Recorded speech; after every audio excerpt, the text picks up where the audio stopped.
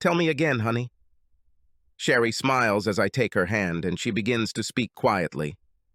His name is Sammy, after Samuel. It means God heard, and he is our little miracle. What are you going to do? I ask. All. We will do anything for him, my love. I will take him to the farm. All the time, I promise. Your parents will tell him about you. When he falls asleep, I will whisper in his ear about his father and how he dreamed of his little boy. How he was loved unconditionally even before he was born. He will benefit from everything that has made you the man I love, but he will also have the opportunity to grow and be himself. It took us almost 10 years, but Sherry got pregnant right before I was diagnosed. She is my only love, who means everything to me in this world, and I cannot accept the fact that I am leaving her alone.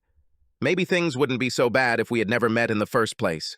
I could have come to terms with this if she hadn't come into my life one day, but the thought of not being there when she needs me is literally tearing me apart. Tell me a story, I ask her. She smiles again. It was a game that just the two of us played. Sherry and I pretended that I wasn't dying and that I was going to stay by her and Sammy's side forever.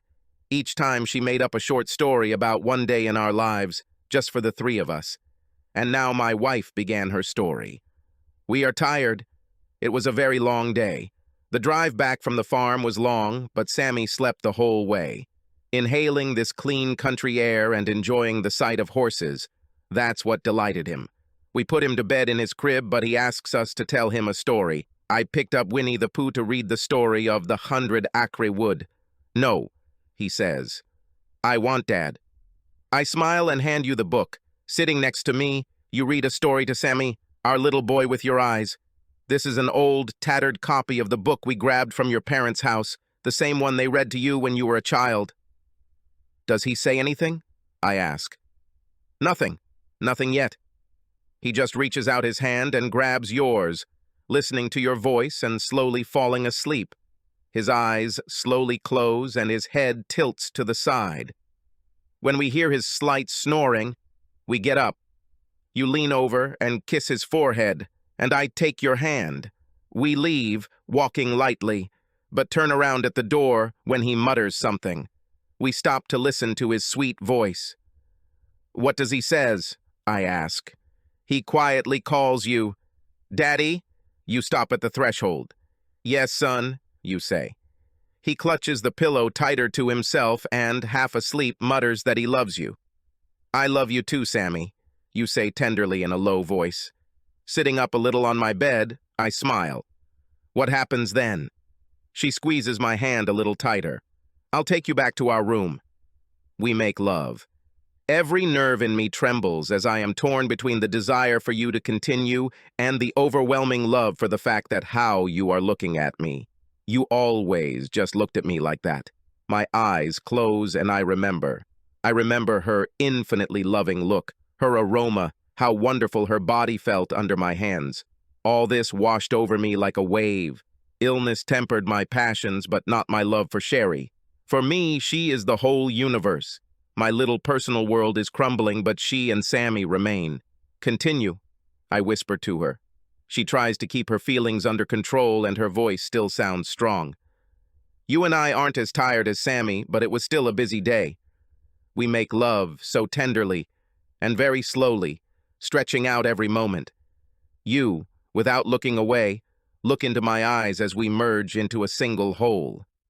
When we're done, you'll take me into your arms, kiss me, and tell me.